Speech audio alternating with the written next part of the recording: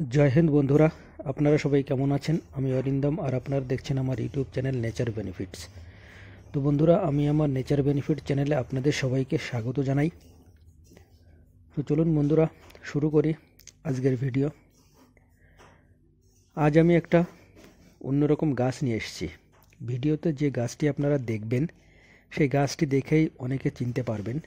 গ্রাম অঞ্চলের মানুষেরা এই গাছের সাথে খুবই পরিচিত। যারা এই গাছটি চেনেন না তারা হয়তো নামটা শুনেই বুঝতে পারবেন বা তারা হয়তো ভাববেন যে এই গাছটি হয়তো অনেক বড়, কিন্তু আসলে তা নয়। গাছটি আকারে 1.5 থেকে 2 ফুট লম্বা হয়। গাছটির পুষ্পদণ্ড দেখতে অনেকটা হাতির শুঁড়ের মতো। তো বন্ধুরা, এবার বুঝতে পারছেন তো আজ আমি কি গাছ নিয়ে আপনাদের সামনে আলোচনা করব। সবাই মোটামুটিভাবে একটা অনুমান করেই নিয়েছেন যে আসলে গাছটি কি। তো বন্ধুরা, গাছটি হলো হাতিশুঁড় গাছ। এই হাতিশুঁড় গাছটি বিভিন্ন অঞ্চলে বিভিন্ন নামে পরিচিত, যেমন হাতিশুঁড়ি, হাতিশুন্ডি, শ্রীহস্তিনী, মহাশুন্ডি ইত্যাদি। আপনারা কি নামে চেনেন গাছটিকে অবশ্যই কমেন্ট করে জানাবেন। গাছটি সাধারণত আমাদের বাড়ির আশেপাশে ঝোপঝাড়ে, পুরনো বাড়ির দেওয়ালের ফাটলে, খালি জায়গায়, পতিত জমিতে এবং ফসলের জমিতেও এই গাছ প্রচুর পরিমাণে দেখা যায়। এই গাছের বাঁকানো পুষ্পদণ্ডের দুপাশে সারি দিয়ে ফুল ফোটে। ফুলের রঙটি হয় সাদা, অনেকটাই হাতির শুঁড়ের মতো দেখতে। তাই এই গাছের নাম পড়েছে হাতিশুঁড়। এর বৈজ্ঞানিক নাম হলো হেলিওট্রাপিয়াম ইন্ডিকাম। এটি এশিয়া মহাদেশের গাছ, তাই এশিয়া মহাদেশের প্রায় সব জায়গায় এই গাছ জন্মায়। হাতিশুঁড় একটি বর্ষজীবী গুল্মজাতীয় গাছ। এই গাছে বছরে প্রায় সবসময় ফুল ফোটে, তবে বর্ষার পরে এই গাছে ফুল ফল বেশি হয়। এই গাছের কাণ্ডে এবং পাতায় রয়েছে অসংখ্য ছোট ছোট রোম।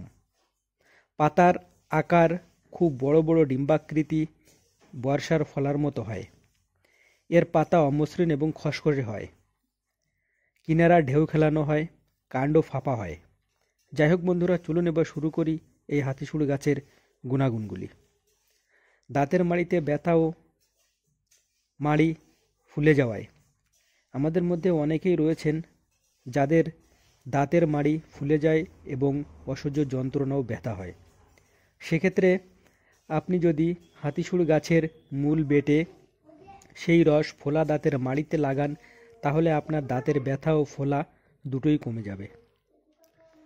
শরীরে ছত্রাকজনিত সংক্রমণ হলে এই গাছের পাতার রস খুব উপকারী। শরীরে ছত্রাকজনিত সংক্রমণ হলে লাল লাল চাকা চাকা দাগ বেরিয়ে আসে। হাতিশুঁড় গাছের পাতার রস সেই সংক্রমণ স্থানে লাগালে সংক্রমণ সেরে যায়। সর্দির সমস্যা দূর করে। যাদের সর্দি হয়েছে তারা হাতিশুঁড় গাছের পাতার রস 1 থেকে 2 চামচ খেলে সর্দি ভালো হয়ে যাবে। আঘাতজনিত ফোলার সমস্যা দূর করে।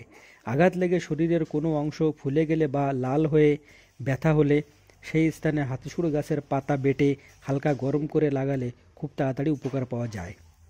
বিষাক্ত পোকায় কামড়ালে এই গাছের পাতার রস লাগালে ভালো ফল পাওয়া যায়। টাইফয়েডের সমস্যা দেখা দিলে এই গাছের পাতার রস হালকা গরম করে কিছু পরিমাণ জলের সঙ্গে মিশিয়ে খেলে টাইফয়েড থেকে রক্ষা পাওয়া যায়। একজিমার সমস্যা দূর করে। যারা একজিমায় ভুগছেন তারা এই গাছের পাতা বেটে একজিমার স্থানে লাগালে একজিমা সেরে যায়, তবে এটি বেশ কয়েকদিন লাগাতে হবে। ব্রণ ও ব্রণের দাগ দূর করতে খুব উপকারী এই গাছ। হাতিশুঁড় গাছের পাতা ও কচি ডাল বেটে দুপুরে স্নান করার 1 ঘন্টা আগে ব্রণের উপর লাগালে ব্রণের দাগ ও ব্রণ দুটোই সেরে যায়। এমনকি নতুন করে আর কোনো ব্রণ হয় না। যৌন শক্তি বাড়াতেও খুব উপকারী এই গাছ।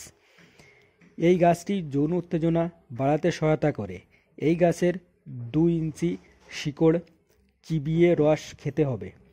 এটা খাওয়ার আগে 250 গ্রাম জল খাবেন, তবে এটা খালি পেটে খেতে হবে। মোটামুটিভাবে বলা যায় সকালে খালি পেটে 2 ইঞ্চি মতো শিকড় অল্প মধুর সাথে মিশিয়ে চিবিয়ে খেতে হবে। বেশ কয়েকদিন খেলে আপনার যৌন শক্তি অবশ্যই বেড়ে যাবে। যাই হোক বন্ধুরা, ভিডিওটি কেমন লাগলো অবশ্যই জানাবেন। আমার এই ভিডিওটি যদি আপনাদের একটুও ভালো লাগে তাহলে অবশ্যই একটি লাইক, কমেন্ট, শেয়ার করবেন। আর আমার ভিডিওটি যদি আপনাদের একটু হেল্পফুল বলে মনে হয় তাহলে অবশ্যই সাবস্ক্রাইব করবেন। তো বন্ধুরা, আজকের ভিডিওটি এই পর্যন্ত। কথা হবে আগামী ভিডিওতে। ততদিন ভালো থাকবেন, সুস্থ থাকবেন। জয় হিন্দ।